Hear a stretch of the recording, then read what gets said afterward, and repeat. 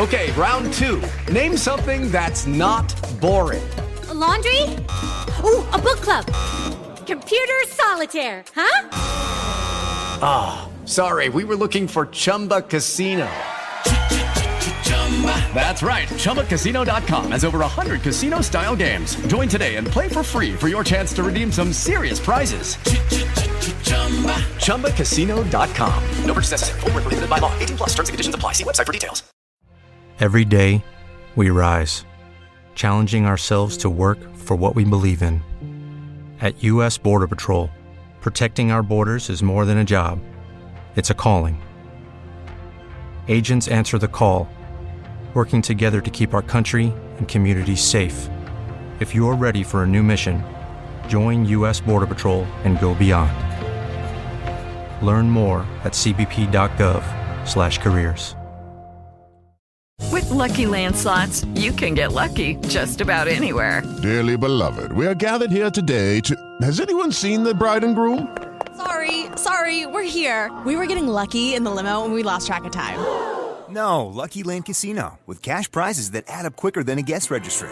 In that case, I pronounce you lucky. Play for free at LuckyLandSlots.com. Daily bonuses are waiting. No purchase necessary. Void where prohibited by law. 18 plus. Terms and conditions apply. See website for details. The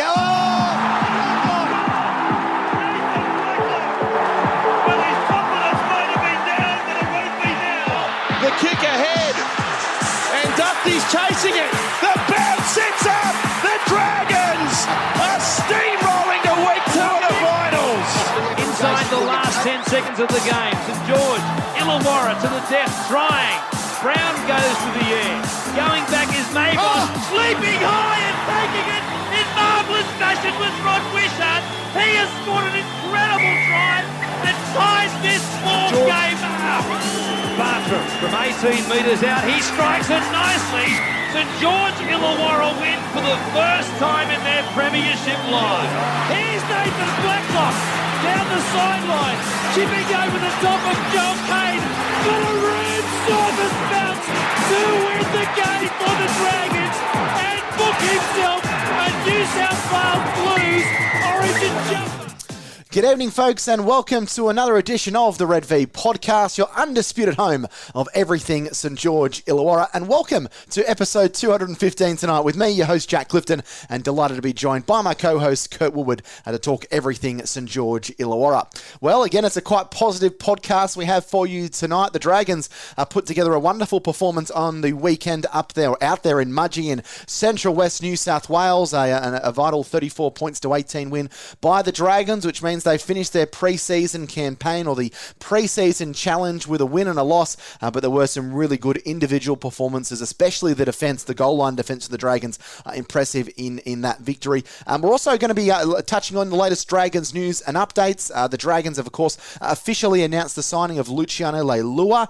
We'll touch on that, but that's not the only news about Luch. There is an investigation going on to the drink driving charge that he didn't notify the Cowboys and the NRL Integrity Commission or unit about for some time, so we'll discuss whether that might be a bit of a problem moving forward for the Dragons and Luciano Leilua.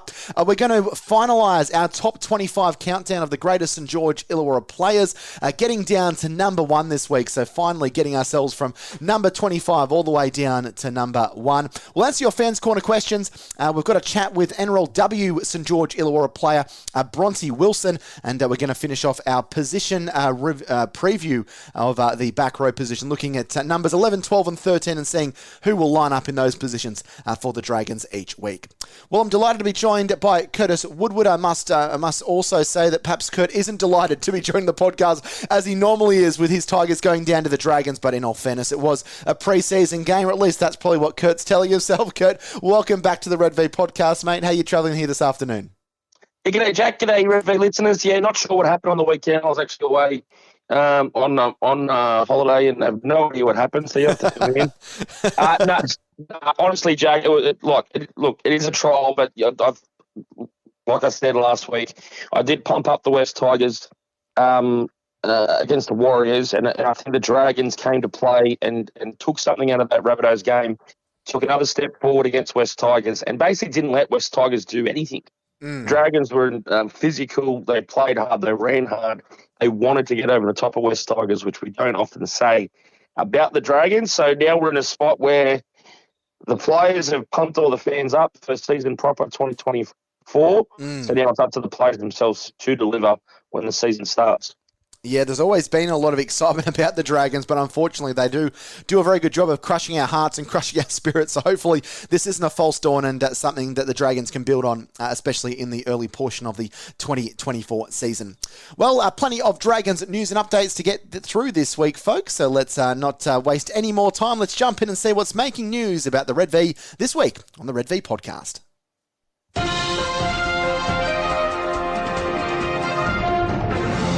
Well, I guess if anything, the only gloss taken away from that victory on Saturday night was a couple of injuries to a couple of key players for the St George Illawarra Dragons. Hooker Jacob Little and prop forward Blake Laurie both sustained injuries in that 16-point victory over the Tigers. Blake Laurie picked up an apparent rib injury in the first half. He's a pretty tough guy, Blake Laurie, so he's not someone that really shies away from contact or someone that, throws it all on or throws it around. If he does have an injury, and it's been revealed that he's got a rib cartilage injury, but he is aiming to be available for round one. They're pretty kind of fiddly injuries. I haven't had one myself, but I think anytime you hear NRL physio or any of the commentators talk about those rib cartilage injuries, it's not something that necessarily goes away. Sometimes it can be something that stays with you for a majority of the season, and it's just the pain threshold of trying to get through that. Some players use painkilling injections. Others just have to kind of grit their teeth and bear it and try and get on through it. So, Blake Laurie with a rib cartilage injury, they're hoping that he'll be fit for round one. While scans show that Jacob Little picked up a low-grade hamstring injury, but he's also aiming to play round one for the Dragons. So, hamstring injuries always tricky and fiddly at the best of times.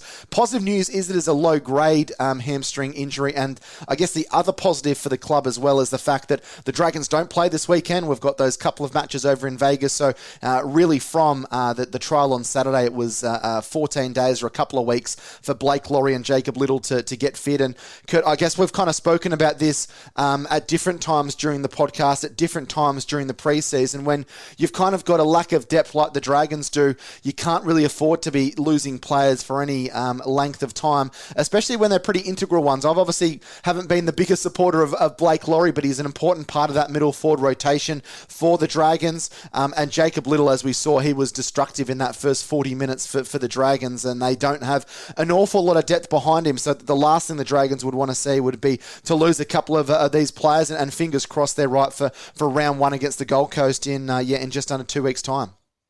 Yeah, they'll be fine. And if that's the worst of your issues going into the season proper, that's a huge tick for the Dragons. Like we said, depth, and injuries throughout the season, suspensions, they're going to be the biggest worries for the Dragons throughout the competition proper. So, excuse me, if that's the worst of it, two slight manageable injuries, the Dragons have done very well to get to round one.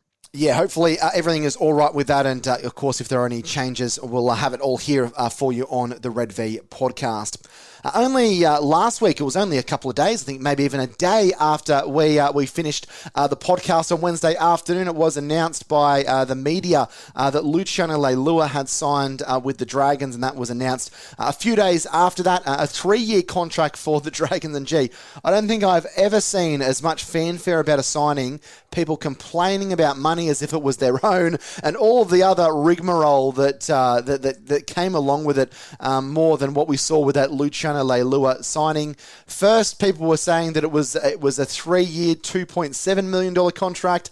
Then we found out that yes, he will be paid $900,000 for 2024, but the Cowboys were paying $400,000 of that, and then Michael Carianis reported that it would be a tick below $700,000 the Dragons would be paying, and then was finally, I guess, confirmed by Fox Sports a little bit later in the week when they said that he had in fact signed a 3-year, $1.8 million deal with the Dragons with incentives and add-ons as part of that. So $600,000 a season for a player that I think immediately improves the Dragons, makes them a much better football side, gives some strength, some physicality, but also some silky skill. He's not just a battering ram, Luciano Leilua. As Kurt said a couple of weeks ago on the podcast, we had a bit more of a lengthy look at what he might bring to the club. He's someone that has those silky skills, second phase play, has the ability to free the arm, get an offload in attacking positions as well. So no doubt there's been some off-field stuff, but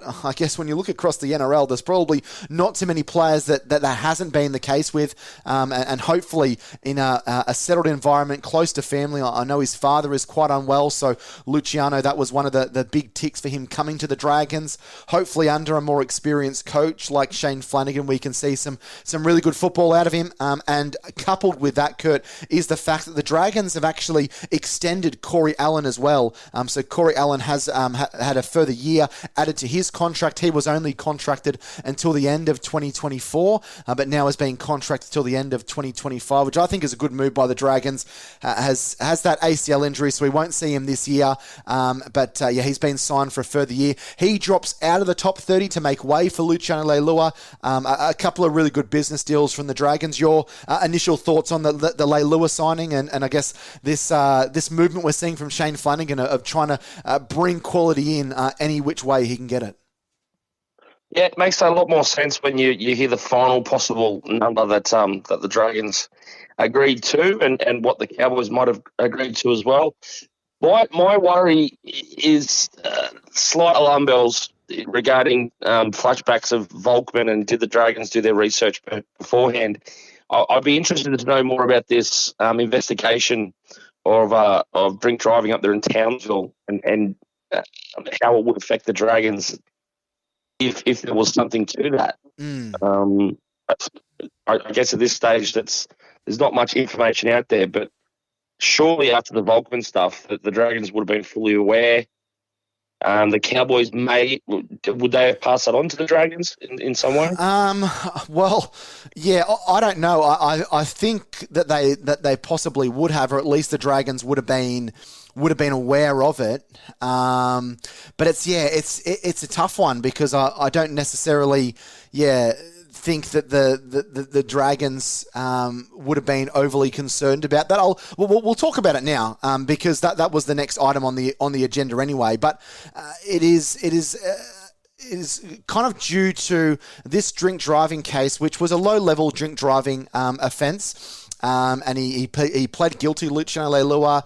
He's fined $300. He was given a 1-month driving suspension. But where the issue is the fact that the Cowboys were only made aware of it when the editor of the Townsville Bulletin, the major newspaper up there in Townsville, told the Cowboys CEO Jeff Riebel that Luciano Leilua was kind of in trouble with the law. So I think the Cowboys were notified 17 days after the official offence. So it was seen to blow 0.052. That happened. He was pulled over and charged by police on January 21. 17 days before the Cowboys, and then the NRL knew about it. So an NRL spokesman, and this is all coming from Fox Sports. An NRL spokesman confirmed the integrity unit is aware of the matter and investigating. The Cowboys stood down Leilua from all club activity after he pled guilty to the drink driving charge. And since then, he's been released from that contract at the Cowboys and taken up a deal with the Dragons. So some of the reports have said that maybe there might be a ban that might be given to him. And then even other reports, apart from that, Kurt, have said that maybe there might be a fine, a monetary fine involved. So obviously the NRL Integrity Unit wants to be made aware of anything that's affecting players off the field, especially if they have been charged by police or have been arrested, as in this case. I don't think the incident is the biggest issue here. I think it's the NRL and the Cowboys not being notified of it, or being notified some 2.5 weeks after the case has happened. So I'm kind of fingers crossed that this doesn't cause too many more repercussions, because unfortunately the Dragons have seen a bit of this in the NRL preseason of 2024. No, well, after hearing that, I'm a little bit more comfortable with possibly the NRL turning around and saying, "Hey, look, you tried to hide it. Here's a fine." But that, like you said, it's not the biggest crime in the world, and obviously the Cowboys, when made aware of it, the process then took over and found themselves pushing him out of the club for a deal that was already set on the table, apparently. So all's well that ends well. I dare say there might be a little cheeky fine in the mail for Luciano, and everyone moves on with their lives. Yeah, probably not something to be overly concerned about, but we'll keep tabs on that as we continue to move through the next few weeks or so. The only other bit of news regarding the Dragons at the moment is in the lower grades. It was a good weekend for the Dragons in all grades, but especially in the New South Wales Cup, they played the curtain raiser out there at Mudgee before first grade between the Dragons and the Tigers, and St George Illawarra big winners over the Western Suez Magpies by 58 points to 6 in that trial game, the final trial game before the season starts. And then Jersey Flegg on Sunday, they took on the Manly Sea Eagles, and they pipped the Sea Eagles by 20 points to 18. So a couple of nice victories there in the lower grades. Ben Wolfe is coaching the New South Wales Cup side this year. Of course, he is one of the was one of the assistant coaches at the Dragons. So it'll be interesting to see what he brings to that setup for the Dragons, kind of moving forward. But a comprehensive win by 58 points to 6 there. Well, time for us to finally reveal number 1 on our top 25 St George Illawarra players countdown. Number 2 last week was Trent Barrett, and I've had a lot of fun going through the last, 24, 25 weeks and talking about some real legends of the St George Illawarra Football Club that have brought great success and have brought great memories to a lot of us, myself and Curtis included, over the last 25 years or so. And I settled on the number 1 probably a few weeks ago. I thought this individual was someone that spent his entire career at the Dragons, a New South Wales, an Australian representative, a grand final winner, and I think when you have the most tries for the joint venture, when you're kind of up in the top 5, top 6 of most games played, one of the most loyal players, and probably goes down as one of the greatest, if not the greatest, defensive centre of the last kind of couple of decades. So number 1, if you haven't already tweaked onto, is Matt Cooper, a wonderful representative of the Dragons. As I mentioned, a premiership winner in 2010 with the Red V. He had won State of Origin series with New South Wales, played for Australia as well, and played many games for the Red V. Was one of those players that was a star of those St George Illawarra sides in the early to mid 2000s. 244 total games for St George Illawarra between 2000 and 2013. 125 tries to be I believe the leading try scorer in St George Illawarra history. 7 games for Australia, 13 games for New South Wales as well, and retired at the end of the 2013 season.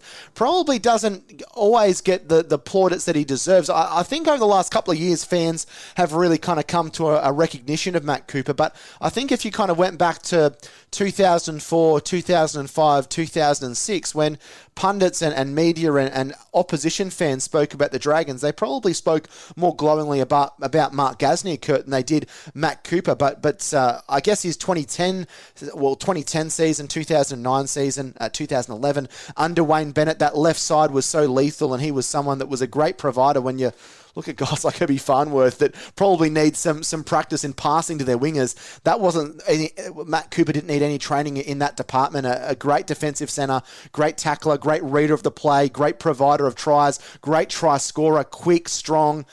That tackle on Chris McQueen from South in that game at the Olympic Stadium in 2010 probably stands out as a great moment in kind of Dragons history. I could spend a whole podcast episode talking about Matt Cooper, but I'd love to get your thoughts on his career as a Dragon, but also kind of in the representative arena as a New South Wales fan as well, Kurt. Yeah, you can't call him underrated, because he's one of the classiest centres of our generation, and to the point where maybe his attack was maybe overshadowed by his defence in the later years as well. But that just shows how good he was on both sides of the football. And I would argue that for all the tries he scored and set up, he probably saved as many on the other side of the field as well. Defending. Yeah, I agree. Yeah. So God knows how many points he was worth to the Dragons throughout his career. And I think I said a few weeks ago on the podcast that to me, he's probably overall a better centre than Mark Gasnier. Yeah, I agree. kind of faded in and out of 5'8" and all that kind of stuff. So to me, and you've also got to weigh it against loyalty to the club and how much blood you spill for the club and all that kind of things. And look, to the day, Matt Cooper's still fighting for the club. He's just doing it on social media now. He's trying to get his head in the door and try to help out where he can. So, great player, good choice for number one. And certainly, and again, you go back to those New South Wales sides. Those coaches would work backwards and go, all right, well, we need to pick our best players, and we work out where we play them after that. Cooper was a mainstay in a lot of those sides in the centres when you had a lot of good centres around the country playing really good football. So deserved his premiership in 2010. He could have unfortunately been another one, in sliding doors and all that kind of stuff. But he doesn't get that title like Trent Barrett did not at the Dragons. But thankfully he was around and still performing at a level where when Wayne Bennett came in, he said that Matt Cooper's one of my leaders and obviously helped them across that line in 2010. So full credit, good choice, Jackie. Number one, Matt Cooper. Yeah, great player. Was my favourite player kind of growing up through my teenage years. I was kind of in my formative years in high school there watching Matt Cooper. And we've been fortunate. We've seen a lot of great players that have played for the Red V over many years. But I think, Matt Cooper kind of, for me, stands atop of the tree. And hopefully, we see him involved in the club in some capacity. Probably hasn't gone about it necessarily the right way, Matt Cooper, but I don't think anyone can doubt his love and his passion for the club. And I think, the more you have people like that around the club, the better it can be for the club kind of moving forward. So number one in the top 25 countdown is the great Matt Cooper. A few birthdays to celebrate this week here on the Red V podcast, including a couple of legends that celebrated their birthdays today. The first is former St George Dragons representative Robert Stone, who unfortunately we lost to cancer in 2005. It's still memoriated today. They have the Robert Stone Memorial golf tournament that the players involved themselves in. Sadly lost far too young at the age of just 49. So, it was a courageous battle at cancer.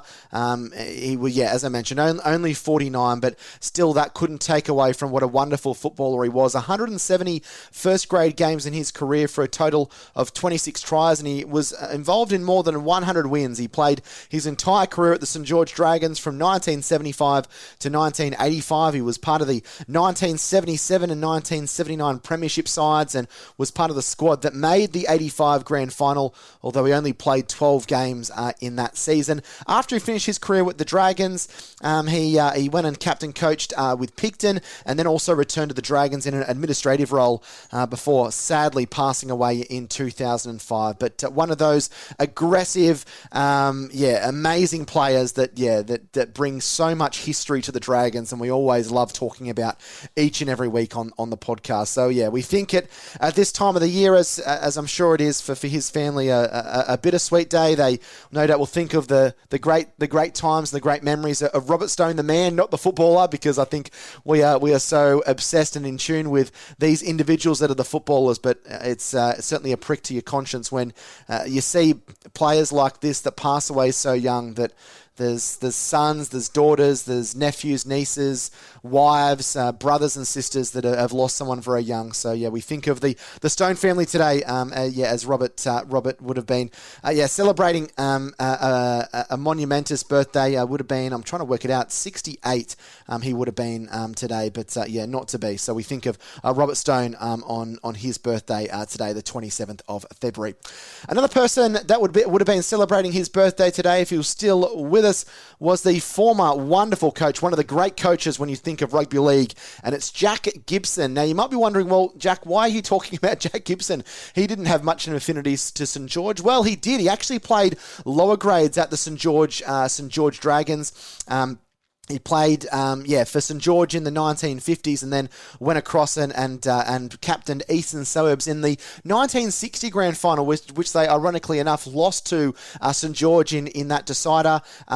He was also played for West and got a chance to play in that muddy epic grand final of 1963. He ended up playing 154 games in his career, most of them with Eastern Suburbs, but he did play 12 games for Newtown in 1963. 1962, and then 19 games in 1963 and 1964. But for the great play he was as a rugby league player, he was he was much more well known for his coaching, even despite playing for New South Wales and playing more than the 150 first grade games. And he actually coached St George early on in the piece in his rugby league career. He coached Eastern Suburbs in 1967 and 1968, and then coached the Dragons for 2 seasons. He got them to that 1971 grand final against an amazing Southside, and St George almost caused a boil over there. And he had a very successful run at the Dragons, only there for a couple of years, 33 wins, a draw and 15 losses before he went on to greener pastures, coached the Newtown Jets for a season in 73, had great success with Eastern Suburbs, beat St George in the 1975 grand final. Some older fans will remember that, and they're probably trying to push it to the back of their memory, the infamous White Boots game for Graham Langlands, which was effectively the end of his career. And then who can forget that wonderful record at Parramatta where he won 3 consecutive premierships, including winning 61 games from just 84 starts. And then, as much as we don't like to give kudos to Cronulla, we don't like him here on the podcast, we do have to give kudos to Jack here, because he did turn around Cronulla. He didn't have a great win record, but only won 31 games out of 72, but he put in some really professional procedures in place, and it was no surprise that the year after he left, Cronulla won the minor premiership and got within a couple of games of the grand final. So, a great administrator, great coach, great player, finished with a record 245 wins, 62% win rate, and did it at a lot of different clubs, whether it was the Roosters, whether it was St George, whether it was across at Parramatta, or whether it was where he finished his career at Cronulla, or even New South Wales as well. He coached New South Wales in 1989 and 1990, and I don't know if you know this story, Kurt, but I know he picked the players that he thought were going to be representative players for New South Wales. He thought that these were the players that were going to have success for New South Wales for many years, and he stuck with them. It didn't matter that there was a couple of Origin defeats in a row. Those players, the likes of kind of your Laurie Dailies and your Ricky Stewarts and those kind of guys, were the ones that would have success down the stretch in kind of those 1992 and 1993 series onto the mid 1990s as well, where New South Wales had a lot of success. But a wonderful coach, much like Matt Cooper. It's hard to really sum up what a wonderful career he had, and sadly Jack no longer with us, but I have images of seeing videos of that fur coat and those Parramatta sides of the early 1980s, and he really did have such a wonderful coaching career, and paved the way for guys like Craig Bellamy and Wayne Bennett that have followed since. Absolutely. If you had to break his life down into a mini series, season 1 would be playing career, season 2 coaching, but then season 3 would be the character off the field. Yeah. And some of the connections he had in the Sydney underworld, and working as a bouncer at Sly Grog bars, illegal after 6 p.m. and all that kind of stuff, and apparently knew of and spoke to and had a friendship with Kate Lee from many years after the Razor Wars in the 1920s and 30s. Apparently, the story goes, the infamous one about the referee in that Magpies Dragons grand final, Darcy Lawler. Jack Gibson, if anyone of the players was going to know something was on, the story goes that Jack Gibson was in the pub the night before having a beer, and he was telling some of his teammates that they weren't going to win the next day, which is quite incredible if true. So, look, an amazing coach, an absolute character of the game. Loved the game of cards with his great mate Arthur Beetson, and God knows how many hours they spent winning and losing money off each other and anyone else that dared play with them. But also a great manager of men. And his sidekick too, Ron Massey, who did a lot of the educational stuff and bringing stuff over from America, from the NFL, and trying to do something different that other clubs weren't doing. Just an absolute genius of the game and an absolute giant, a giant of giants. I'd call Jack Gibson. A wonderful administrator and one of those guys that was able to turn around clubs and have a lot of success. Was also a decent cricketer back in the day. He played with the Waverley Club. Now that's the Eastern Suburbs Club in Sydney. He took almost 100 wickets as a fast bowler, so he had certainly a lot of different strings to his bow, and we certainly think of him on this day as he would have been celebrating his 95th birthday, but unfortunately lost him it probably made a lot of sense, didn't it, for him to pass away in 2008, the centenary of rugby league, the celebration of rugby league that year, we think of Jack Gibson and the great man that he was. Two other birthdays to celebrate. Both these gentlemen are still alive and still with us. Rod Reddy will be celebrating his birthday on Friday, and then on Monday, former Illawarra Steelers star Neil Piccinelli will be celebrating his birthday.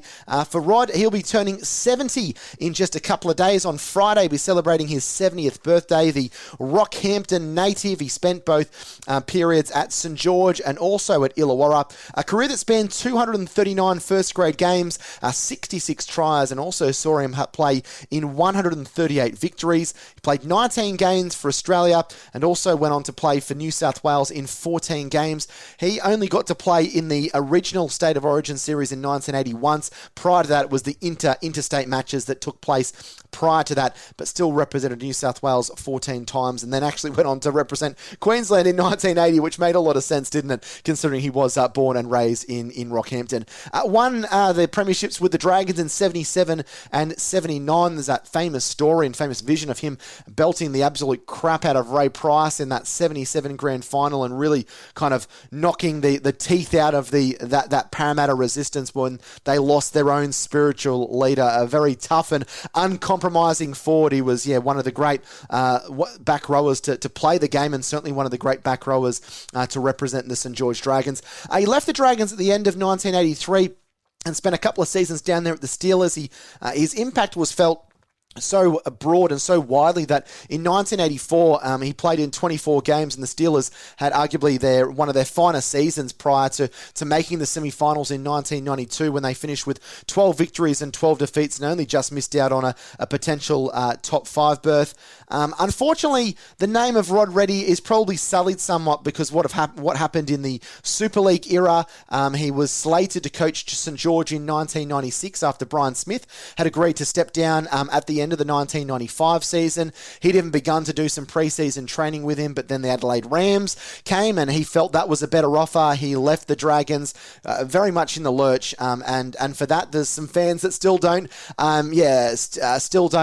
forgive him for what's happened. But regardless, one thing is that you can't take away from him was a wonderful career, 239 games and an absolute dominating performance in a lot of big matches as well. Kurt, I'll quickly get your thoughts on Big Rocket Rod before we jump in and take a look at the career of Neil Piccinelli. Yeah, very fearsome from all reports. Absolutely put the absolute the fear of God into you, apparently, from all reports, and just absolutely destroyed teams by themselves on some occasions, and played in that era when you could get away with that. To the point where, people say Johnny Sattler's a great fella, but Johnny gave as good as he got. But I think over time people just remember the broken jaw, and that's that bit of it. But apparently too, he dabbled in coaching as well, from memory off the top of my head, to the point where the Adelaide Rams were confirmed for the 98 NRL season. Now, they played 98 into 1999. And apparently at the start of 99 even had their season launch with Rod Reddy coming out saying, we're still looking at a few players, et cetera, and then we're folded up. Yeah, wow. So interesting career for Rod, and obviously had to be fit, but had to be so tough. That was the biggest thing, the biggest trait of that era, is you had to be tough and be prepared to not just give it out, but cop it as well. That was just part of the game, and he was just one of the best. He certainly was. Neil Piccinelli, another player that we love to wax lyrical about. I had the pleasure of chatting with Neil a little bit earlier on in the podcast days. Where we got him on for an interview, and he was magnificent. And a very important player for their run to the semi-finals in 1992. He signed a Super League contract in 1996, and then linked with the Hunter Mariners for 1997, and then he joined the defending premiers Newcastle in 1998, and then had a chance to have a contract with South in 99, but he walked away from that six-figure contract to spend more time with family and bring to the end a very profitable career. 188 appearances, 40 tries and 23 goals. Played with the Steelers between 89 and 96, and then Hunter in 1997 and Newcastle in 1998. One of those underrated players that was a vital cog for Illawarra in the early 1990s. He was also named to that team of steel, that quarter-century team, and I believe also the 40-year team that was announced in 2022 as well. That brings us to the end of the birthdays for the week, and now we need to try and give you another curly question for the Who Am I question this week on the Red V podcast. Now, I've been thinking about doing one a little bit different today, and what I want you guys to try and work out, and what I'm going to try and work out as well, Kurt. So I'm going to get you to throw it back onto me, because often I'm throwing it over to you, Kurt, and saying, "Oh, Kurt, who do you think this player is?" But I want to see if either myself or the fans out there listening can name every member. And you obviously have no way of knowing that I'm cheating, but hand on heart, I'm not cheating. I haven't got the team list in front of me, but I want fans to name the 2005 St. George Illawarra side, so 1 through 17 of the, well, not 1 through 17, but like the team list, like the starting 13 and the 4 bench players. You don't have to get the numbers correct necessarily, but the 17 that lined up for the Dragons in 2005 in that preliminary final against the West Tigers. Now, I haven't briefed Kurt on this, so I'm hoping that he's furiously typing away trying to bring up the team list or something. But he doesn't need to have it in front of him now, because all will be revealed a little bit later on in the podcast episode. But do you fans, this one's for you. Do you think you can name all of the 17? Now, I'm trying to rack my brain. I think I can get a fair chunk of them, but I do have a question mark on some of them that I'm unsure of. So I'm going to start. I'm going to say I believe that Clint Greenshields was the fullback in 2005. I know he was in 2006, but I'm not absolutely sold on if it was 2005, but I'm pretty sure it was. Then I know the wingers I know Colin Best was at the Dragons in 2005, so I know he is definitely one of the wingers, and I'm fairly certain that the man on the other wing was Wes Nagama, who unfortunately had a few kind of off-field troubles, but he was a very good player on his day, Wes. A good goal-kicking winger. St. George Jr. as well, which there's not too many of those that get a chance to represent the Dragons these days. Then the centers and the halves are easy. You've got Gasney Cooper, Barrett Hornby. I'm assuming it would be Luke Bailey and Jason Riles. And then I have a feeling that maybe that's 2006. I'm thinking whether it was Aaron Gorell who was the hooker, but now I'm thinking it might actually be Dean Young, because I feel like it was more 2006 when Gorell kind of played. So I'm going to go Young as my hooker. Second row, I'm going to go... I know Bickerstaff was there as well. There's so many names floating around in my head, Kurt. Lance Thompson's definitely one. And I've just got to sum up whether it's either Ashton Sims or Matt Bickerstaff. I'm going to say Sims, and then I'm going to say Timmins at lock. The bench. That's going to be hard. Justin Poor, I think, would be one. Ashton Sims would be another one. So it's really put me on the spot here, Kurt. I've dug a hole for myself, and I've jumped in without a ladder. So I'm just gonna throw Gorrell's name in there. I don't think he played in that team. So that's 3, and then I'll throw Bickerstaff onto the bench. But I don't think that's right. I don't think I've got 17. But this is open to you as well, fans. I'm sure there's some... We love our rugby league nerds here on the Red V podcast, and I'm sure there's a few people out there that without cheating have been able to get all 17. But I like kind of doing this. Obviously, the trying to work out the clues for who a player is fun, and we do that most weeks. But I like trying to reminisce and see if we can remember all the players from a particular team. And I feel like 2005 is prominent enough that we might be able to get most of them, 90% of those players. Kurt, over to you, mate. I think you've done pretty well, and the bench was always going to be an issue for me. But I've watched that game so many times as well for obvious reasons. But just looking at that 1-13 for the Dragons, that's a premiership winning team. They should have won. Won. And I don't want to spend any time on it because we tend to do a couple of minutes on it every week. But great team, and basically I kind of had the 1-13, but the bench was always going to stump me as well, I think. What I wanted to say about it was that I just thought that in that era the Dragons were outcoached. And I know I've said that before, but I don't want to give away my source, but I was at the football a few weeks ago and I bumped into a former Dragons player. I'm not going to reveal his name because I don't know if he necessarily wanted this stuff to go public. So at least want to kind of keep it private. But this particular player said that there was one day where they were defending and they were getting carved up by Billy Slater. No harm done there. Billy Slater, one of the greatest fullbacks to ever play the game. We've actually got a little voice note from Billy. Was talking up the Dragons on the NRL on 9 coverage the other day, so we'll play that for you a little bit. But this particular player had been burned by Billy Slater, and so much so this player went to Nathan Brown. I think it might have been 2005. It was either 2005 or 2006, and went to Brownie and said, "Hey, Brownie, I really don't know what I'm doing defending out there." And Brownie said, it looked like he didn't have any idea what you were doing. And then this particular player said, I didn't. Like, what was I doing wrong? And then Nathan Brown basically just threw his arms up and said, I don't know, and walked off. So that probably tells you all you need to know about the coaching in that period. I know that, Brownie's a bit of a famous son at the Dragons, but his coaching left a lot to be desired. And that 04, 05, 06 sides, even 2008, they were a fairly strong side. They should have gone further than they did.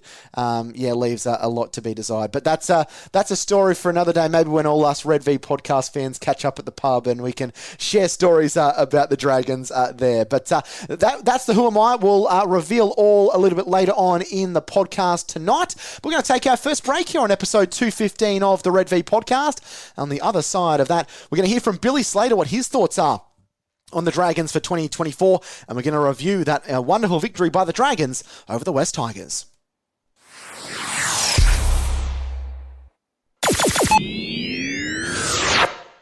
With Lucky Land Slots, you can get lucky just about anywhere. Dearly beloved, we are gathered here today to... Has anyone seen the bride and groom? Sorry, we're here. We were getting lucky in the limo and we lost track of time. No, Lucky Land Casino, with cash prizes that add up quicker than a guest registry.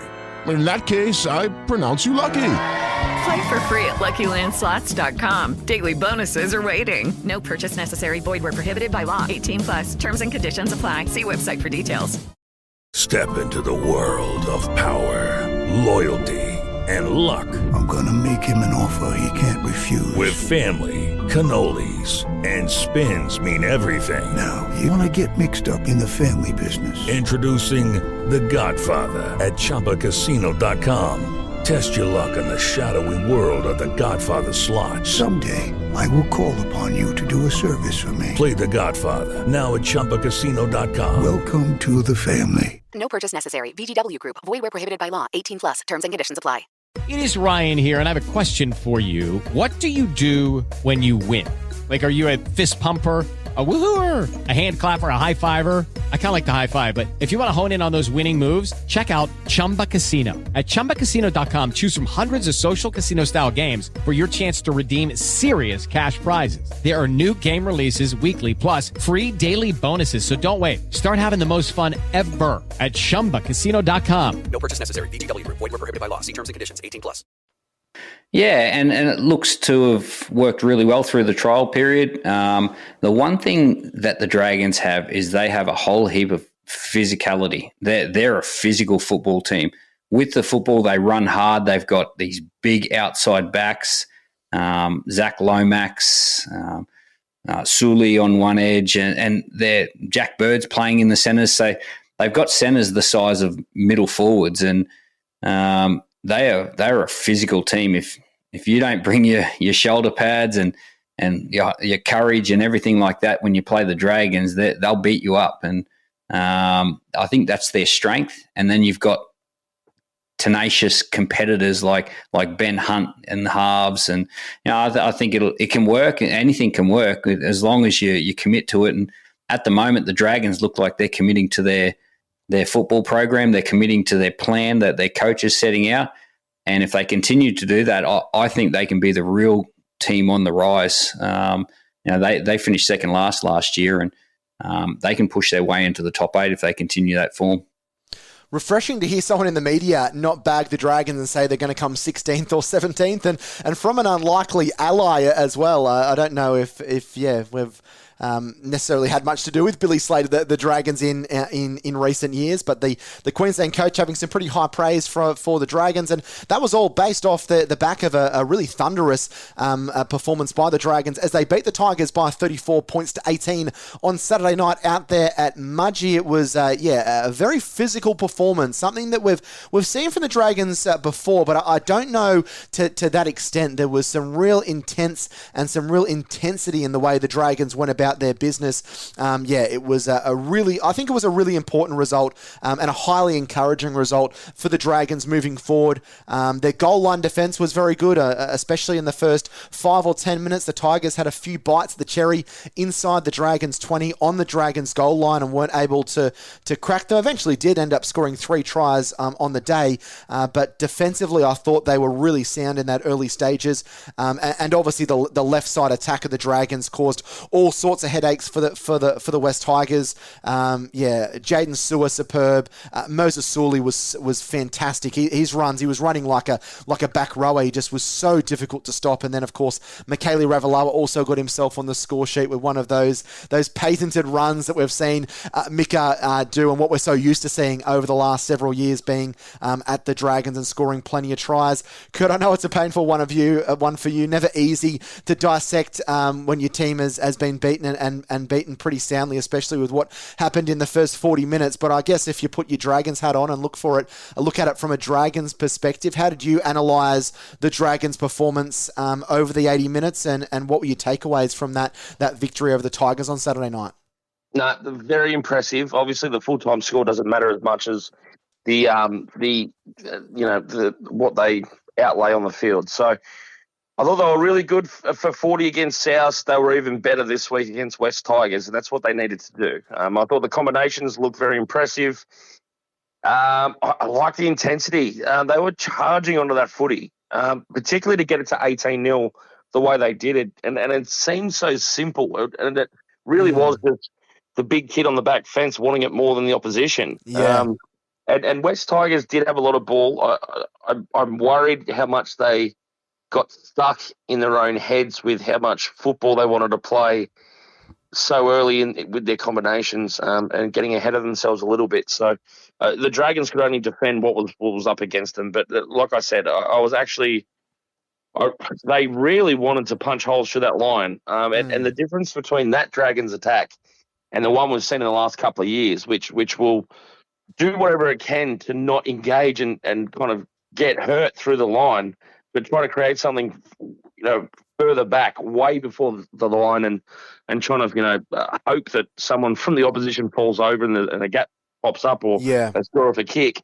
This Dragon side was running over the top and through blokes just to get to the try line. They shouldn't have scored a couple of those tries, but they did.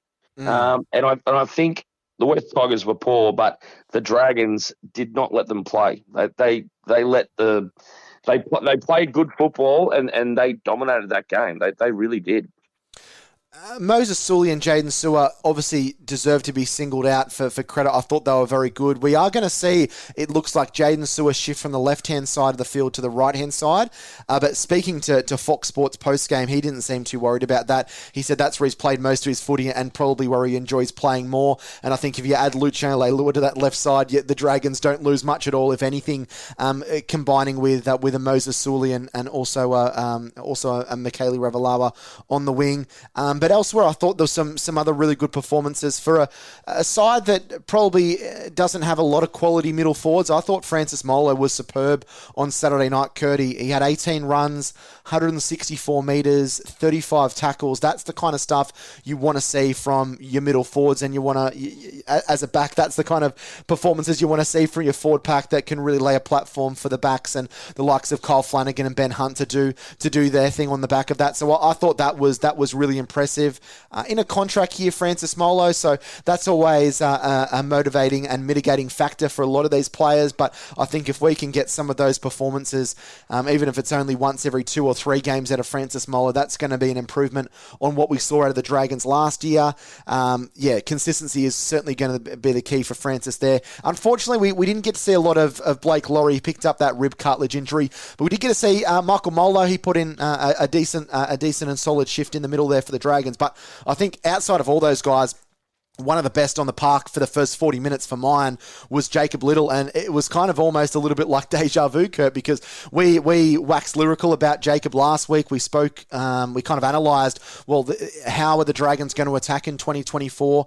Are they going to be a side that's going to be able to punch a hole right through the middle and use that space around the ruck for Jacob Little to run right? And that's exactly what they did. He made a couple of half breaks up the middle, and he certainly looks a lot fitter player than he was at the Tigers. And by no means is that a dig or is that throwing shade at the Tigers. It was just unfortunate that he had so many regular injuries around that time. He spoke to the media before the game, a couple of days before out there in Mudgee, and said that last year for him really was a bit of a career year because it was the most matches he'd ever spent on the field. And then he's kind of backed that up with showing some of the real attacking intent that you want to see from your number 9. We know that he picked up a bit of a slight hamstring strain, and we hope he is going to be right for round 1. But yeah, I think he has again underpinned his value to the Dragons in that hooker role, Kurt. Absolutely. And everything good now that comes off the Dragons goes through him. And like I've been saying for a few weeks, the more dominant the full pack can be, the more time Little has on the front foot. That pushes Flanagan and Hunt onto the ball, maybe even Flanagan a little bit more. If Hunt gives him more of the reins, and potentially after that, if you've got Sloan firing as well. So, and look, I love that try in the first half where Little skipped across out of dummy half. Yeah. Dummy the first one on the inside, which actually stopped Coruscant in his tracks as well, which is not easy to do because Coruscant is one of the best attacking dummy halves in the game, and maybe a blueprint for what Little could be for the Dragons. It doesn't matter where Coruscant's playing; he's always going to play his game. And then he drops it back on the inside, and the big Dragons middle, gets there and scores the try. So that's the Dragons we want to see. If they keep playing like that, they're going to win more games than they lose. And they stay fit, and they keep all their best players on the field. A lot has to go right, but it's a good start for the Dragons this year. Yeah, it certainly is, and good that it didn't all necessarily surround Ben Hunt. Ben Hunt played very well, and we even saw in the second half he was kind of itching to get on while Kyle Flanagan had to go off for a head injury assessment. There was plenty of smiles all around, which is good to see. I think, footy sides are always smiling when they're winning, but it does seem like what Michael Carianis mentioned a few weeks ago on the Daily Telegraph NRL podcast, that there just seems to be a different vibe around the Dragons, and they're having a lot more fun than they've had in recent seasons, which I think is a really positive thing, moving forward for the Dragons.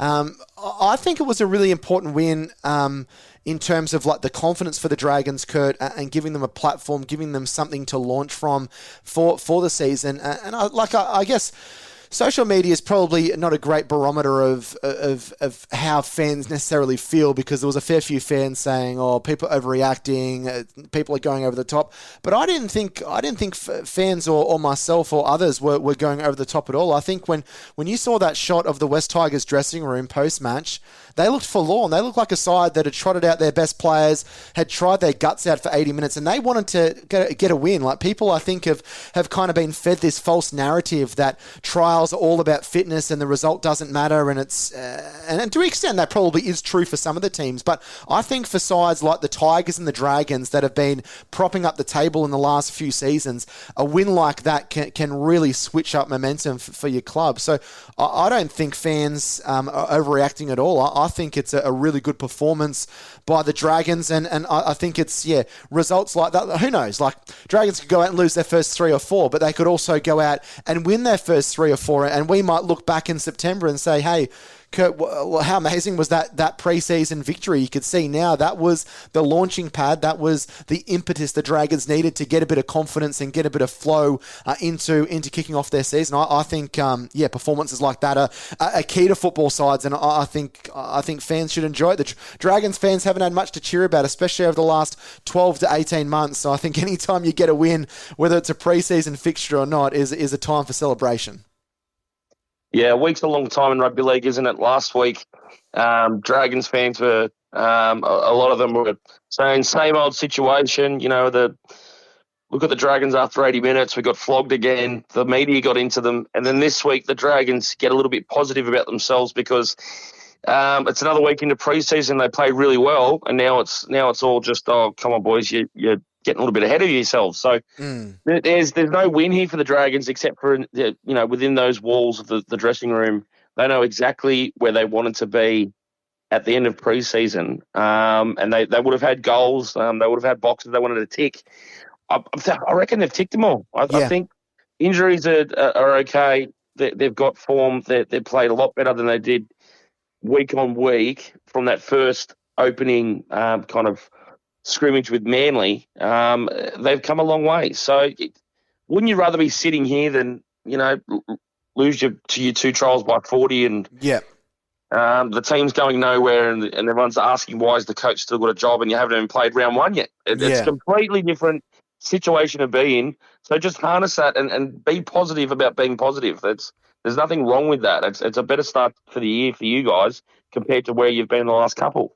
Is this a case of, in your opinion, Kurt, you'll see this Dragon side and will see this Dragon side improve throughout the season under Shane Flanagan as the weeks wear on? They will. There'll still be bad days. And like you said before with Molo and his big performance on the weekend, like you said, he won't be able to do that every week. So there'll be other guys that'll have to step up. And there will be weekends where the ball doesn't bounce your way. There's a knock on here or there. Someone slips over the sideline when they should have put the ball down for a try. Stuff like that's going to happen.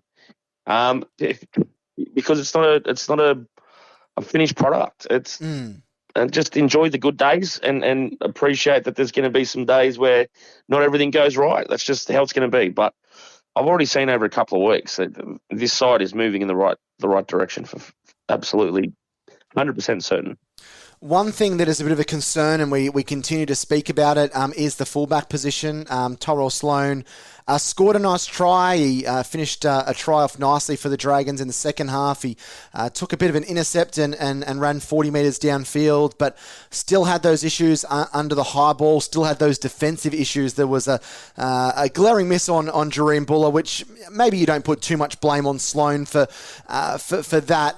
But Buller is a wonderful talent, and I'm sure there's plenty of Dragons fans that would love to have him in the Red V, but he was clutching at thin air there. There was a really bad miss on, I think it might have been the Tigers' third try, the final try that they got. It might have been Lockie Galvin that crashed over there.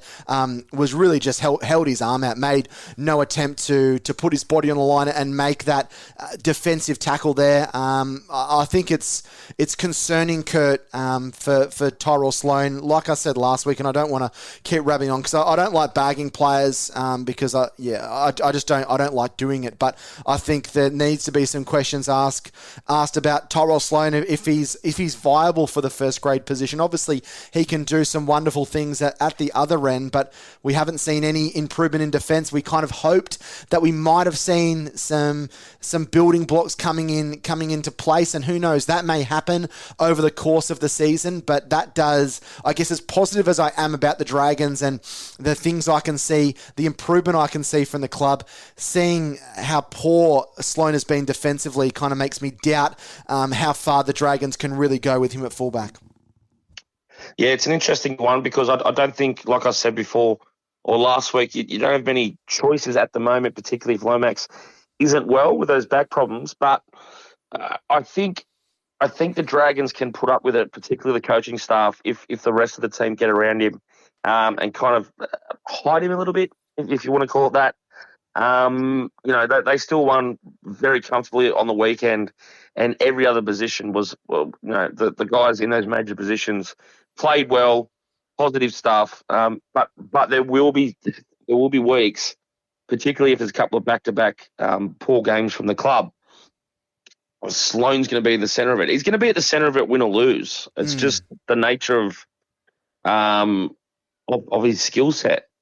So it's going to be a while until he, gets his head around what he has to do defensively. But there's going to be weekends where he wins a game against a top 4 team with a flick pass or a 30-metre effort, and then you'll lose to a bottom 4 team, which is really going to blow Dragons fans up. I don't think they'll be happy about that. But I think there'll be weekends where maybe potentially a couple of his mistakes can be put up in lights to say, this is one of the reasons we lost this game today, a game we should have won. So I think there's going to be still some rocks and diamonds in there, but they're far better with him in the team, I think, at this stage. Yeah, but I still accept what you're saying, Jack. Oh no, that's the worry is that he's got all the skills in the world. But he's still got all of this negative stuff in his game. But the Dragons aren't in a spot to play him in reserve grade right now because I think you're losing for the whole year. I think confidence might be a big thing for him, and they might have to keep him in the side somewhere. My concern is just long term. Like I don't see how you can do on the job training in the NRL. Like I think when you look around the other leagues it just doesn't look like he has the right fundamentals and the right techniques to, and I'm no footy expert. I've played a few years here and there, so probably the last person that should be handing out advice. But it just doesn't look like he whether he's interested to tackle, whether he's scared to tackle, whether he is trying his best, and it just looks poor. I know he broke his jaw in 2021 just prior to when he debuted in SG Ball, so I don't know whether that's had a confidence effect on him. But I think when you see a fullback coming up, defending in the line and effectively putting their arm out to try and stop someone like they're playing Oztag, I think that's just a really bad look. And I personally cannot see a situation or a scenario where Tyrell Sloan's defence improves so much over the course of the season that he is someone that can be trusted at the back. And I agree with your comments, Kurt. I don't think the Dragons have a lot of options at the back. Personally, I would have committed to Zach Lomax because I think he is forgotten. He's the forgotten man a little bit. I don't think he's necessarily happy out in the wing, and I hope it doesn't kind of snowball into a scenario where he's unhappy with the club and he's unhappy with the coach. I thought it would have made a lot more sense for him to play fullback, considering he trained there for a decent portion of the preseason, even after Sloan returned from injury. It seems very bizarre that now he's out on the wing to accommodate Jack Bird, who is a mediocre centre at best. Is kind of surprising. So, they probably don't have too many options. I guess all we can do is kind of cross our fingers and hope for the best. And I dare say Sloan's going to wear the number 1 come round 1, but hopefully a few better defensive performances from him in season 2024. And I guess the last thing I wanted to talk about, Kurt, was Jack Bird. Where do you kind of sit on him at centre? He's had a couple of games he's played there now. I thought he did some okay things, like the grubber for the Lomax try was obviously good, and I think he has that off-the-cuff style of footy that he can play, and I think he can run the ball hard. But there also seems to be times, and it's not all the time, but there seems to be times where afraid's not the right word, that's too strong of a word, but is hesitant to have the contact, hence why we see him kind of crab across the field. And I would love to see him get that out of his game because, yeah, if he removes that and removes the errors, then he becomes a pretty viable option for the Dragons in the centres. But I have to admit, I'm just not sold on him at centre, especially when it means that Zach Lomax has been pushed out to the wing rather unfairly, I feel, in my opinion. Yeah, and it kind of traps Lomax a little bit too, because then Lomax, instead of being the one on the inside trying to create something with his play, he has to wait for Jack Bird to do something on the inside, which kind of to me is a little bit arse backwards and really does hurt Lomax. So if you're going to talk about Bird being a little bit creative before the line, I'd much rather him do it one more in at second row than centre, because they kind of just get lost out there. And if Ben Hunt's going to play on that side and link up with Bird at centre, Lomax is just going to get lost out in that wing. Yeah. And it's just going to be a cluster if Ben Hunt doesn't straighten up and start taking the ball off Little and Flanagan and goes back to his old ways, because then there's more pressure on Jack Bird, who has less time, and then Lomax is an afterthought. So, I would not be playing Bird in the centres, and if I'm keeping Lomax on the wing, I definitely don't want Jack Bird inside him. Yeah, no, I don't. I don't like it at all. Like, I think, and I was saying this to a friend the other night, I think you can probably break Jack Bird's season into 3 chunks. I think there will be a portion of games where he'll be absolutely awful and might even cost the Dragons games and will make errors, give away penalties, get burned on the outside. That's probably my major concern. I think there'll be maybe 5 or 6 games where he doesn't play great like he did on Saturday night, but there'll be glimpses of class. There'll be a pass that sends someone away. There'll be a little grubber that sets up a try, a little offload that sends someone away for a try. And then I guess the rest of the season, you might see another 5 or 6 game stretch where he actually does play some good football, because I think he's got it in him. He's a former New South Wales player. I guess the argument is whether Father Time has kind of caught up to him in the injuries, and the fact that he's 29 now, or 28, 29, has caught up with him, and can he still replicate those kinds of things that he did at the Sharks and that he did for New South Wales kind of 6 or 7 years ago. So I guess, that's why Shane Flanagan's paid the big bucks. He seems to be Jack Bird seems to be a bit of a favourite of Flano's, and much like Sloan, he's in a position where we need him to perform and need him to play well, need him to defend well for the Dragons to have any chance of having a semi-successful season this year. But that pretty much wraps up all of what happened or what transpired on Saturday night against the Tigers. Folks, we're going to take a short little break, and then we're going to finish off our position preview. We're taking a look at the back rowers, the second rowers, and a look forward for the Dragons. We're going to see who's going to line up in 11, 12, and 13 for the Red V this year in season 2024.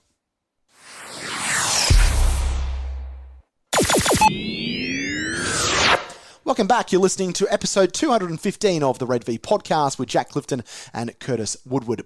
Well, something we've been doing and enjoying to do and analyse and break down in the off-season has been the position preview of the St George Illawarra Dragons for season 2024. We started all the way back with the fullbacks, and we're finishing it off by taking a look at the back row for the Dragons, the second row forwards, and also the lock position for the Dragons. And I guess the makeup is kind of, I don't want to say it's necessarily guaranteed, but it certainly looks like the 11, 12 and 13, at least in the starting positions for the Dragons come round one, Kurt, could potentially be a Luciano Leilua, a Jaden Sewer and a Jack DeBellin combination. You could probably make the argument maybe because he hasn't had a lot of football under his belt that Luch might come off the bench, and Tom Eisenhuth will come on in that number 11 jersey and play on that left edge. He's a very sound defensive player, no frills, but gets a job done, and certainly is going to be a valuable player in that 17 for the Dragons. Where are you leaning on the back row of the Dragons? Yeah, fairly straightforward stuff, I'd reckon, Jack. But to me, again, it depends. The makeup of the starting middles depends on how they're going to play Jack DeBellin. I don't want Jack DeBellin playing like he used to under Griffin long before the line as a kind of linking ball player forward that links up with his, Ben Hunt or whatever. I want him charging through the line like an old school prop. and playing that game. If you're doing that, then you're going to need maybe a little bit more creativity in one of your second row positions. So maybe that flows down from there. Again, I'd love to see Jack Bird in the conversation for the second row spots. Hopefully that something there is a change potentially in the first few weeks, and if that happens, Flanagan will put his hand up and say, we tried something, didn't work. But yeah, I think it's a good sign for the Dragons that it is fairly straightforward, and I think if they keep playing the way they did on the weekend, I think that a few fullbacks are going to start looking over their shoulders. But like I said, yeah, I think some of these spots pick themselves. I'd be interested to get your take on what the actual starting second rows will be, depending on who's fit. But like I said, these kind of spots, I think if they keep playing the way they're playing, I don't think you'll see someone, like a no-name or a rookie coming through to start the year. I think Flanagan kind of knows what he wants out of his forwards. Yeah, he's got a little bit of depth. I know they spoke up Dylan Egan a few weeks ago, but I don't think Egan will be. I'm very confident he won't be part of the 17. I think he'll go in with the same 13 and obviously the same back row that he did for the Tigers game. I think it'll be Eisenhuth on one side, Sewer on the other, and Jack de Belin is going to be the locker. Yeah, I think de Belin is solid enough in that 13 role. Like I've said before, I don't necessarily want him to play 80 minutes, but yeah, I think he's someone that can be solid defensively enough in the centre of the park for a decent length of time. There's no real other 13s at the club. I know Hame Sele's played there a bit, but he's more of a kind of out-and-out prop forward that probably can fill in at lock if needed. I know Raymond Fatala-Mariner, he can play a bit of lock as well, but I think they're flushed in that position for quality now. I think it'll be Eisenhuth and Sewer and de Bell in the back row, and then I would say that Eisenhuth, well, that makes it hard actually, because then you would potentially have Eisenhuth, Leilua, and Raymond Fatala-Mariner on the bench, which is one of those would have to play middle, maybe Raymond Fatala-Mariner. And then Hame Sele would be the other one, but then you don't have a utility on the bench. So, yeah, it's interesting. It's. I think that's going to be hard. I think that's might be where we see like what the makeup of the side is going to look like, and it might vary from week to week depending on who the Dragons are playing against and the size of the forward pack they're playing against. But yeah, now you've got Eisenhuth, Leilua, Sewer, Fatala-Mariner all there. Although, like we spoke about a few weeks ago, Kurt, I think I would be more inclined to maybe play Fatala-Mariner through the middle, play him in as a lock, and maybe he's the replacement for a Jack de Belin.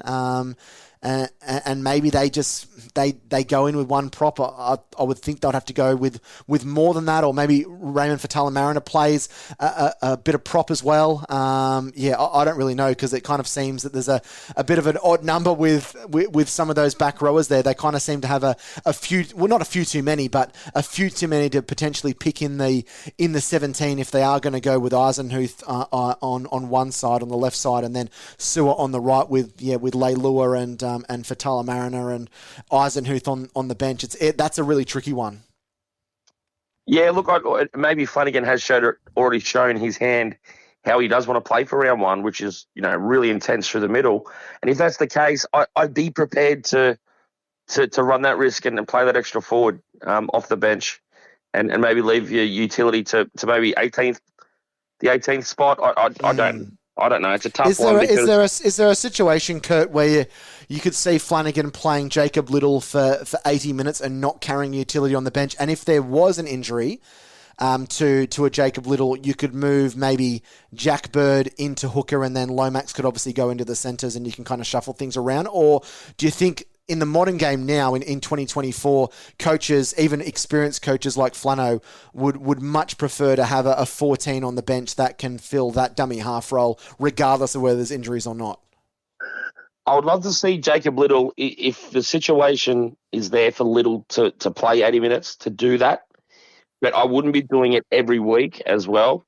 I do think that in a perfect world, Jacob Little could be an 80-minute player, and I called for it last year in a few podcasts, but I think Griffin, with all due respect to fans and what they thought of Griffin, I thought there was a little bit of a kind of keep Little in cotton wool kind of thing there at different parts last year. Yeah, I think he's proven his fitness though, and his ability to play longer, and his body's going to hold up to it. I wouldn't see it as a long-term game plan. But if the situation's there and the game's to be won, you can't take Little off if he's playing good footy. So No. it's an interesting one. They do look a bit top heavy with their forwards, but I think that's the way they want to play their footy. So if you're going to play that style, you might as well be top heavy in the forwards rather than do it the other way around, which has kind of been the Dragons' way the last few years. Yeah, so let's break it down. If they go with Eisenhuth and Sewer, which I think they will, because Leilua hasn't played, like barring injuries, Leilua hasn't played any. He hasn't played any of the trial matches. And I believe before he trained at the Dragons, I did hear, I don't know how accurate this is, but I did hear he hadn't trained for about 4 or 4.5 weeks because he had been stood down by the Cowboys due to that drink driving charge up in Townsville. So I would say Eisenhuth 11, Sewer 12, and then DeBellin 13. And maybe Eisenhuth is on the right hand side, and they keep Sewer on the left, or whatever combination they have. It doesn't really matter. Then you've got to have. You got to have Sele on the bench. He has to be one of your forwards. Then maybe Raymond Fatala-Mariner. That's your kind of two middles. And then Luciano Leilua is another player on the bench. And then maybe a Connor Mulheisen is the fourth player as a utility or playing in that 14, whichever way you want to configure it. Does that balance kind of seem right to you, Kurt? Yeah, it sounds like a balanced team, but look, I think I've said before, I'm not as fussed about the absolute intricate details as much as maybe some of the listeners are, purely for the fact that I'd rather see them play whoever they pick, all of them pushing in the right direction and playing the same football. But that maybe does make a bit more sense. You can't be too heavy on the bench with your big boppers, but you also need to have a little bit of coverage across the field as well with guys that can play in a few different spots. Again, it comes back to who you start in the front row for the Dragons as well. Does Blake Laurie make it for round one? You've also got the Molo brothers as well, Murdoch Masilla and a couple of other guys. So they are actually in a fairly decent position when we're actually sitting here talking about it. They're very healthy for competition in the forward. We've never spoken about that before, have we, Kurt? Wow. There you go. And we haven't even talked about some of the kids that were potentially going to get a start to start round one. So it's not the worst position to be in when there's a couple of differing opinions about where you're going to play a few blokes to start round one. Yeah, it's going to be interesting to see how it all pans out. But that probably is the back three for mine. Yeah, and I think the other thing I quite like about this back row is the physicality nature of it, and we've kind of spoken about this before. I won't spend too much time on it, but you've got damaging ball runners, you've got physicality, you've got offload, Sewer and Leilua are kind of the big ones, but then you've got someone that's completely different in Eisenhuth, who is a real grinder and grafter, comes from the Melbourne system, smart footballer, puts himself in good positions. Is that player that's going to fall on a loose ball, that's going to be there at the right time to pick up the scraps, and just a very dependable player, which I think you always need. I think the Dragons have kind of lacked that kind of character and that kind of personality in their forward pack for a long time. So yeah, and then you kind of throw it down to, as Kurt mentioned, some of the younger guys. Dylan Egan, I think he'll get a fair bit of opportunity to play New South Wales Cup. He only played 6 or 8 games, was it, last year in the reserve grade competition. So I think for guys like him and Hamish Stewart, who's kind of a ready-made 13, I think it'd be good for them to develop their game in reserve grade under Ben Wolf there, and try and put some really solid performances together. And then if there are injuries, if there are suspensions, if there are poor form, then some of those young kids will get an opportunity perhaps in the second half of the season, and they're not being thrown into the pool at the deep end, having to come in at round one and go up to the Gold Coast and come up against Big Tino and Mo Fodawaker and guys like that. I think it's more of a slow burn for some of those guys. So yeah, I feel pretty comfortable with the depth in the back row. Probably the best depth that we have. When you think that you've got Dylan Egan there, Ben Masilla has played there previously. He's a middle forward for mine though, and they're the kind of guys that are going to find themselves kind of on the bench. Michael Molo as well. So you've got a couple of kind of middle and edge forwards there that aren't going to be part of the the 17 come round one, which I think is great depth for the Dragons, something they've lacked severely in recent years. I feel like you've already touched on this, Kurt, but I'll throw to you very, very quickly for this anyway. But in regard to the back row, is there anything that you don't like that you want to see improvement on when you look at the back row position for the Red V? Yeah, probably just I don't want Jack Bird starting in the centres, but I'm not sold on him starting in the second row now either. But it will make much more sense if he's the 14 or the 17 off the bench now. So yeah, I don't know. It changes week to week, but I think if the Dragons get everything right and match the Titans in the pack in round one, some of the selections and the way they're playing and the outside backs might be the flaw that lets you down. So, yeah, I don't know. I think it's Bird more than anything. I think everything else right now you're doing with your forward pack is pushing in the right direction, and I think we're seeing the proof of that with some of the results, particularly from some individuals the last few weeks. But I'm pretty happy with where you guys are at, to be fair. Yeah, I think it holds the most value for the Dragons as well. Outside of the playmaking, obviously Ben Hunt and Kyle Flanagan are run this team around. But I think outside of those positions, these are the guys that the Dragons are going to rely on really heavily. At both ends of the ground as well. I think we saw that a little bit against the Tigers. The meterage, and obviously Sully comes into it a bit because he's playing on an edge as a centre. But I think guys like Leilua, Sua, Eisenhuth, like Raymond Fatala-Mariner, they're going to be the guys that are tasked, especially because I don't think the Dragons' middle forwards are elite. They're certainly not elite. I think they can be serviceable, and we saw that on Saturday night, but I think it's going to be the edge back rowers with their big frames, with their physical nature, that not only are going to be making tough yardage out of our own end, along with the support of like your Lomaxes, your Suleys, your Birds, and those kinds of players, but also the players at the other end, they're going to be used as battering rams that are going to be danger players inside the opposition 20 that are going to, as I mentioned before, show those silky skills, create that second phase play, offloads, really good decoy line runs, playing really smart football in the opposition quarter. So I think it's almost twofold for this back row position, because I think these players are going to be really key to the Dragons' success. Offensively, obviously with ball in hand, coming out from their own end and also attacking at the other end of the ground. But I think also defensively as well, and we've seen Jaden Sewer last year come up with some really important try-saving tackles. And I know Lucian Leilua hasn't been necessarily regarded as a great defender, but I think when you've got Dean Young there, who's been his assistant coach up at the Cowboys and who's been, we'll kind of touch on this in our Fans Corner segment in a little bit, has kind of, been recognised as the one that perhaps turned around the defensive system at the Cowboys, and maybe he might do the same at the Dragons, then who knows, Lucian Leilua might slide in to be a player that can be a really commendable defensive player in his position. I'm really excited about it, Kurt, and I think, these players in these positions for the Dragons are vital, probably the most, again, outside of Ben Hunt and the halfback position. I think they're the most important positions in the 17-man squad for the Dragons moving forward. Yeah, agreed. Couldn't have said it better, Jack. Absolutely agree. We are going to take a short little break now, folks. We've got a lovely chat with Bronte Wilson coming up. Bronte is part of the Dragons NRLW squad, we had a few little technical difficulties at the beginning, but we'll pick up the chat with Bronte as she talks about her transition into the first grade squad, into the NRLW side, under some of the more experienced players and the NRLW head coach Jamie Soward. But she also talks about the excitement of getting a contract with the Dragons, her goals and hopes for the 2024 season, and also how she's found the transition from rugby union to rugby league.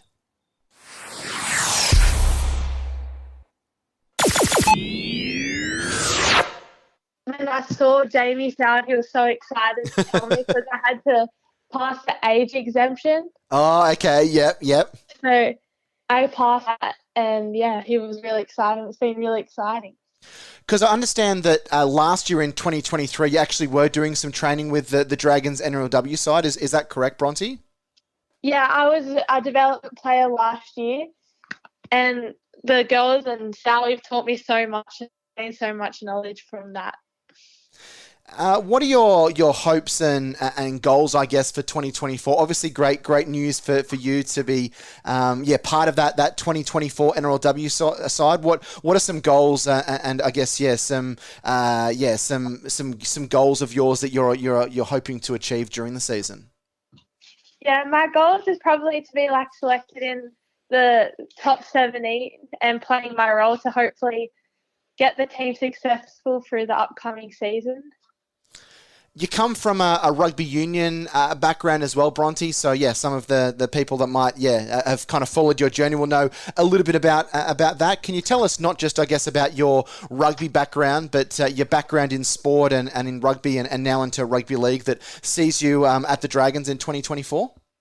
Yeah, well, I grew up watching my brother and dad playing rugby league, and it wasn't always there for me to play at a high level, but it came in through schooling and stuff. I played for a local team when I was 15, and through school I got in the New South Wales CCC team, and that was exciting. And then as union had a more high level for girls at my age when I was 15, 16 to play, so I played for the Illawarras and Country, and then I got picked up there through Super W for Waratahs. And then that's when I played Super W last year at 16.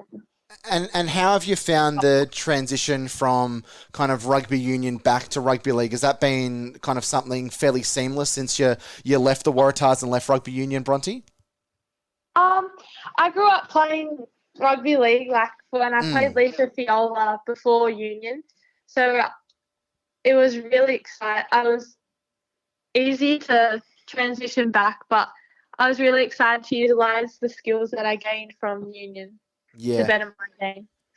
And you've obviously been around, as we mentioned, been around the Dragon side last year and this year. Have you been able to, I guess, kind of pick up some tricks of the trade or learn from some of those experienced players or kind of interactions with Jamie Soward that you feel is going to help you as a player during this season, Bronte? Yeah, I've learned so much from last year, especially from the girls and all the talent that they've shown and stuff. And Sally's really good with education and stuff and really helping us because we're such a young group too, the girls. And I think we've progressed so well so far. Well, Bronte, we certainly wish you the best of luck during the 2024 season, and I'm sure there's going to be lots of fans kind of following your journey and certainly following the journey of a lot of the other ladies in the Dragons NRLW side. And thank you so much for dropping by and chatting to us at the Red V podcast this afternoon. Thank you so much. Big thanks to Bronte for jumping on the podcast. Never easy when you're a young player either, jumping on a podcast and talking to someone that you don't know and being asked all these questions about your career. But Bronte did a good job there, and big thanks to her for jumping on the podcast here this evening. Before we jump into your Fans Corner questions, we do need to do a wrap-up of the junior representative season. It was another good weekend for the Illawarra Steelers. Their SG Ball club, or their SG Ball side, continued their good form as they picked up a fourth consecutive win to start the season. It leaves them atop of the SG Ball Cup ladder. That was coupled with an unfortunate loss for the Dragons. St George led 14 points to 0 and were overrun by a good Newcastle side by 16 points to 14. But for the Illawarra Steelers, they beat a previously undefeated Parramatta Eel side at home. It was the Day of Steel down there at Wollongong at Wynn Stadium, and the Steelers won by 30 points to 16. It was a very efficient performance by the boys in red and white. And they're led by another couple of tries. Their skipper, Daniel Mifu, who has been in red-hot form. I think he scored something like 6 tries already this season, playing in that lock position. He is certainly one name to keep on your lips and keep thinking about because he is a player of the future. Eamon Fitzgibbon, who came in to replace Cade Reid, their talented young half, he's out for about a month, but Eamon Fitzgibbon did a really good job filling in and deputising for him, while Tom Kirk, after a hat-trick last week, bagged another one, and the other player to score was Lucas Borg, while Clay Baldock drilled 5 goals from 5 attempts there in the 30 points to 16 win. As I mentioned, a 16 points to 14 loss for the St George Dragons when it came to the SG Ball Cup competition. They went down 16-14. They did lead 14 points to nil at one stage, but were overrun by the Knights in fairly sloppy conditions up there in Newcastle. Zach Nashar showed his speed. He scored a runaway try. Jesse Williams again found the line, and Corey Akers, who's another player that's been training with the Dragons first grade squad, did a really good job of crossing the stripe, but unfortunately they weren't able to hold on there in that result. Moving to round 5 for the SG Ball Cup competition, the Steelers actually play Friday night across at Windsor. They'll be taking on the Penrith Panthers at 8 o'clock, so yeah, a great opportunity if you're willing to head out to the northwest to see the Steelers involved in action there. The Panthers, certainly not at the height they have been in recent years, but still a very good football side, and the Steelers will need to be at their best in that fixture. The St George Dragons, they go down to Melbourne. They'll play at the Seabrook Reserve at Broadmeadows against the Melbourne Storm. A plucky outfit, the Storm, especially at home. They're a difficult side to knock over, and it took the Steelers probably a good 50 minutes to beat them when they played them a couple of weeks ago, so that's not going to be an easy task at all for our sides involved there. In the Matthews Cup competition, that's the under-17 junior representative comp, there was a loss for the Steelers as they went down by 20 points to 12. The St George Dragons actually had the bye in that competition, so they collected the 2 competition points, while the Steelers, they tried hard but just didn't quite have the firepower to knock over Parramatta. Creighton Mifu, the brother of Daniel, scored a try, and Caden Hooper also crossed. Lexon O'Day knocked over a couple of conversions there as they went down by 20 points to 12. So a little bit disappointing for the Steelers. They've just won the one game, but there are a lot of players just finding their feet in that competition at the moment, and they'll try and certainly try and improve in future weeks. They'll round up in round 5. They actually play the precursor, the curtain raiser to that Panthers game out at Windsor. They're on at 6:30 p.m. So a double dose of the Steelers in the Harold Matthews Cup and the SG Ball at the Windsor Sports Complex out there. Meanwhile, for the Dragons, they also play prior to the SG Ball side down there in Melbourne at Broadmeadows, a 1 o'clock kickoff there. Unfortunately, in the women's competitions, it hasn't been pretty reading if you're a St George Dragons fan. The Dragons have been on the end of some absolute shellackings, but they did get a break this week as they were on the bye. Meanwhile, Illawarra beat Parramatta by 38 points to 0. And in round 5 action this week in the women's under-19 competition, the Dragons travel to Eric Tweedale Stadium on Saturday. They've got an 11:30 kickoff against the Parramatta Eels. Meanwhile, the Steelers head down to Sid Parish Park down on the south coast and take on the Sydney Roosters Indigenous Academy at midday there. So a couple of the Tarsha Gale Cup sides in action. And finally, in the women's draw, the Lisa Fiola Cup. That is the women's under-17 competition. St George had the bye, while the Steelers went down to the Parramatta Eels by the tune of 32 points to 16. In round 5 affairs this week, the Dragons take on the Eels at 10 o'clock, again at Eric Tweedale Stadium, the curtain raiser for that Tarsha Gale Cup clash that will be taking place just after that at 11:30. And the Steelers at Sid Parish Park, again a doubleheader down there. They take on the Sydney Roosters outfit at 10:30 a.m. And finishing off our junior rep wrap, we forgot to put these results up on our social media last week, but there was some results that we wanted to make you aware of in the Laurie Daly and Andrew Johns Cup. So in the Laurie Daly Cup, the under-18 regional representative competition, the Western Rams 28 defeated the Illawarra South Coast Dragons 12. Meanwhile, in the Andrew Johns Cup, which is the under-16 competition for these two sides, for the Illawarra South Coast Dragons. The Dragons also went down. They were beaten handsomely by a very good Western Rams side by 50 points to 22. In round 5 affairs, the Dragons take on the Macarthur West Tigers at 10:30, and that's followed up by the Laurie Daly Cup side, who we also be taking on the Macarthur West Tigers side at midday. And you can catch those games on the New South Wales Rugby League TV live stream as well. So I've got you up to date with all of everything that's happening in the junior reps. So without any further ado, let's finish off the podcast by answering your fans' corner questions for this week. And a big thanks, as always, to all of the fans that have sent their questions in, and some really good ones tonight, I really do have to say. So a big thanks to Martin, Stephen, Chris, and James that have got their questions in for us.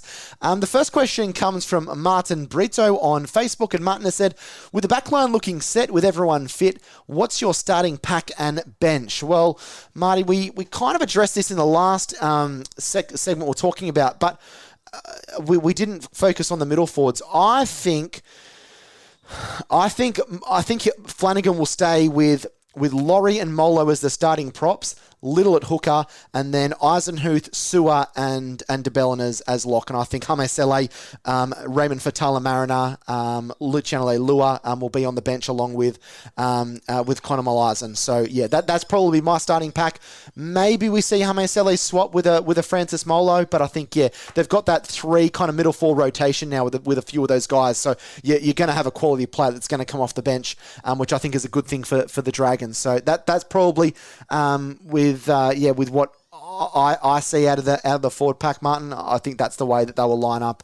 Kind of similar to what we saw against the Tigers in round 1. Our next question comes from Stephen Evans. He said, moving forward based on limited minutes, this is from Marky Mark, not Stephen, my apologies.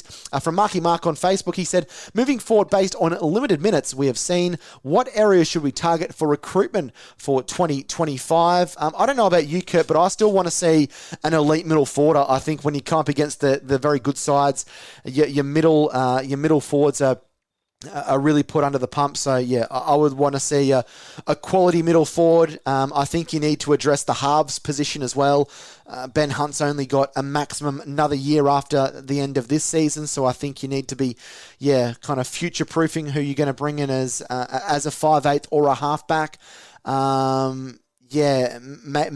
Maybe a back rower. Jack de Bellin potentially in the final year of his deal. You probably want to try and find a number 13 unless they settle on someone like a Hamish Stewart or they're happy with Raymond Fatala-Mariner or Hamesele. But they're the positions that I'd want to target if I was the Dragons recruitment moving forward. Yeah, I think the answer lies in what we've been spending most of our weeks talking about. And I think the Dragons are just buying time and doing the best they can with their outside backs. I think there's some scope there to bring in. I know Suley looks really good. Ravalau's done great things. I think there's a chance that it creates some more competition with another outside back. Obviously, it all depends as well with what Ben Hunt's doing, because then if Ben Hunt's on the way out, then you need an out-and-out representative, creative kind of halfback there as well. So, yeah, and you're probably right. I'd like to see another representative front rower there, but I guess a little bit comes down to what Ben Hunt's doing as well. Yeah, most certainly does. Yeah, that's. I guess that's the key to that whole scenario for the Dragons. But yeah, certainly some positions that they should think about. Trying to address and trying to upgrade in the next 6 to 12 months. Stephen Evans asked a really good question. Have the Dragons under Flano found their DNA again in attack and defence?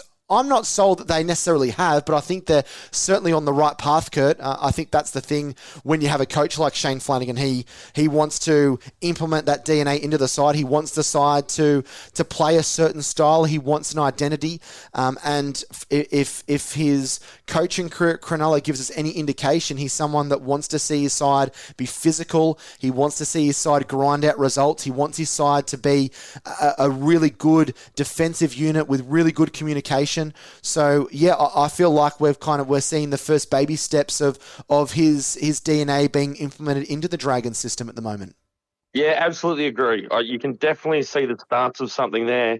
And for any players that come into the squad, they're going to know exactly how they want to play. I agree. There's definitely something there, but obviously with more stars coming in or players that might be, different skill sets and stuff, I think they're going to see exactly what Flanagan wants out of them. And I think this year too, it's a bit of promotion and marketing on from Flanagan with the players he's got as well. So if, opposition players are thinking about coming to the club, they just have to flick on the Dragons this year. And whether they win every week, that's not what Flanagan's after. He wants them to play his way. So I think we're already starting to see that in the first couple of weeks under Flanagan. Next question is from Chris Sands, and he said, hey boys, Jaden Stewart credited Young's impact on the side's defensive improvement recently. Big picture question, but is Young, who's had a similar impact on the Cowboys, critical to the next 5 to 10 years for St. George? Having his dad at the club doesn't help perception of perceived nepotism, but he's clearly capable. Yeah, look, I think sometimes that nepotism word gets bandied around a little bit too much. I think people can see that Dean Young is a talent in his own right as a coach, whether it's as a first-grade coach or as a system coach or an assistant. So, look, I've got no issue seeing Dean Young take on more of a role there, whether his dad's there or not. I think he's going to be invaluable for the club. Yeah, I think he is as well. And yeah, I think that only now are assistant coaches necessarily getting their flowers. I think they have a big impact on clubs. And we've seen that in the last several years. And yeah, I think Todd Payton is a great coach up there in the Cowboys. But I think, yeah, if you say that Dean Young didn't have any impact on the defensive work for the Cowboys getting to the prelims in, 2022, obviously regressed a little bit last year. But yeah, I think he can bring that to the Dragons, because I think if nothing else, if the Dragons can just be a strong defensive unit, it at least kind of gives them some identity, like what we spoke about before in regard to that DNA question. A last question comes from James Savage, and James said, "Hey fellas, Sloan had a big improvement on the weekend, but thoughts on Toby Rumble, Ben Rumble, having a crack during the season. Many saying he isn't ready, but given he is almost the same age as Sloan, I don't see why it wouldn't be worth a go." So Ben Rumble played Jersey Flegg last year. He played a fair bit of New South Wales Cup, try-scoring machine. Just seems to be one of those players that whatever grade he plays in, he just ends up finding the try line, is able to sniff for the line. James, I probably have to go back and watch a bit more of Ben Rumble. I want to try and get down to some of the New South Wales Cup games this year. I'm actually going to be calling the second round game against Newcastle at Sid Parish Park in round 2, that I'm looking forward to doing some research on some of the players. I probably can't say here nor there whether I think he would be an upgrade on Sloan, but I think with Sloan, like we spoke about before, the defensive work isn't there, but he does add something attacking wise. So I think Flanagan's quite high on him as well, and no doubt working with him. And who knows what we see over the course of the season. I think for someone like a Rumble to break into the Dragons setup, the first grade setup that is, I think we would need to see some really quite incredible performances, and Sloan to probably be quite poor at the back, because I think a lot of coaches still kind of sit with the mantra of not changing a winning formula or a winning formation. So I think as long as the Dragons are winning, and even if they aren't winning, if they're staying in the dogfight for close to the 80 minutes, unless there's some real glaring errors and mistakes by Sloan, I don't necessarily see him being dropped from the Dragons side. But it's an opportunity, isn't it? I think that's the great thing with having depth in other positions and having some of these young guys around the New South Wales Cup is, if the first grade guys aren't playing that well, if they're losing a few games, then it opens the door for some of these New South Wales Cup guys, if they put their best foot forward, to maybe get an opportunity to play first grade. But I don't know what your opinions are, Kurt, but I think that Sloan will be the one for at least the first mini part of the season. I don't think he really has too much competition, unless we see some of the young guys in reserve grade really kind of light things up in the first few weeks of the season. Yeah. Look, I don't think they're going to spend this much time on Sloan, development-wise, if they haven't even looked at Mr. Rumble yet, from Jersey Flegg into New South Wales Cup. So that might be a long-term bit of homework for the club, but I think Flanagan, particularly for the first part of the season, will certainly be looking at his top 20, 22 players and won't be looking anywhere outside that. Yeah, I tend to agree with that. But certainly some interesting questions and interesting thoughts about what that fullback position may look even at the midway point of the season for the Dragons in season 2024.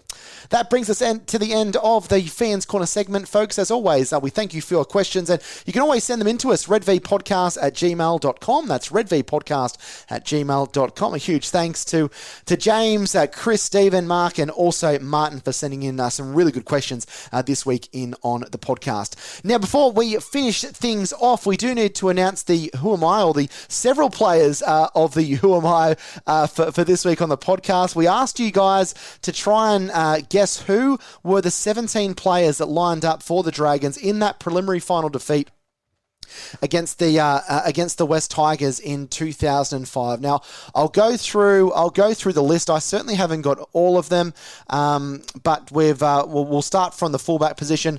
Fullback was Clint Greenshields. Wingers Colin Best and Wes Nagama. Centers Mark Gasnier and Matt Cooper. 5'8" Trent Barrett. The half Ben Hornby. Props Luke Bailey and Jason Riles. Dean Young hooker.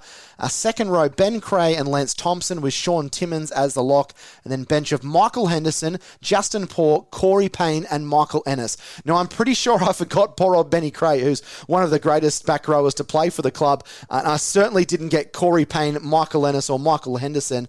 That was right in the middle of Michael Ennis, where I think he played for 3 clubs in 3 seasons. Yeah, he played for Newcastle in 04, Dragons 05 and Brisbane 06. And then, not to be done with that, he went off and played with the Dogs and also Cronulla, where he won a premiership under Shane Flanagan. But hopefully you were on the ball enough to get to those 17 players from the Dragons. Always kind of interesting to do that kind of trivia. I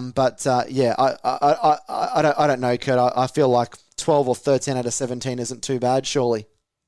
Jackie boy, who's the Dragons fan here?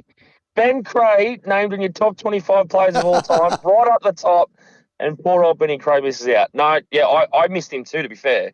Who's your favourite Dragons player out of those 17? If you could clone this player and you could bring them into the current day and you could put them in your West Tigers side to make the side better and improve the side, who's a player that you would want to bring in?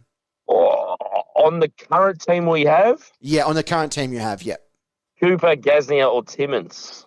Yeah, that's a very good shout. Yeah, there's probably a lot you could throw in. I think, Lance Thompson. I'd love to go Jason Riles or Bailey, but I'm thinking, Clemmer, Oitukamanu, a couple of big boppers there. So just what we would need right now for the West Tigers, definitely one of those blokes. Just all class, but that's a really good Dragons team. And just for argument's sake, just so Kurt knows who the players were on the opposition, Brett Hodgson, Daniel Fitzhenry, Shane Elford, Paul Fadawira, Pat Richards, Benji Marshall, Scotty Prince, and the forwards, Anthony LaFranchi, Robbie Farrow, John Scandalis, Ben Galea, Mark O'Neill and Dean Hallertau, and a bench of Liam Fulton, Chris Hynington, Bryce Gibbs and Todd Payton. That was the winners, unfortunately, as painful as it is to say as a Dragons fan, but always a bit of joy when we can give that to Kurt Woodward here on the Red V podcast. Kurt, always a pleasure chatting not just Dragons footy, but footy in general with you, mate, and looking forward to doing it next week as we start the countdown to round 1 2024 for the mighty Red V, mate. Very, very interesting, very exciting, and NRL Vegas this weekend too. And I hope, just from a neutral that's been on this podcast for a little bit now, that everything we've been talking about for the last couple of weeks, they take another step in the right direction. I can see them beating the Gold Coast. I can. They've just got to keep moving forward and doing what they're doing. Yeah, well, the preparations for that match will continue next week, and we'll have a full preview of that big showdown with the Gold Coast Titans as the Dragons move ever so close to starting the 2024 campaign. Folks, thanks so much for tuning in to another edition of the Red V podcast. We'll be back next Tuesday with an action jam-packed episode of the podcast. But on behalf of my co-colleague Curtis Woodward, I've been Jack Clifton. Until next Tuesday, let's go those mighty Dragons. Sports Social Podcast Network.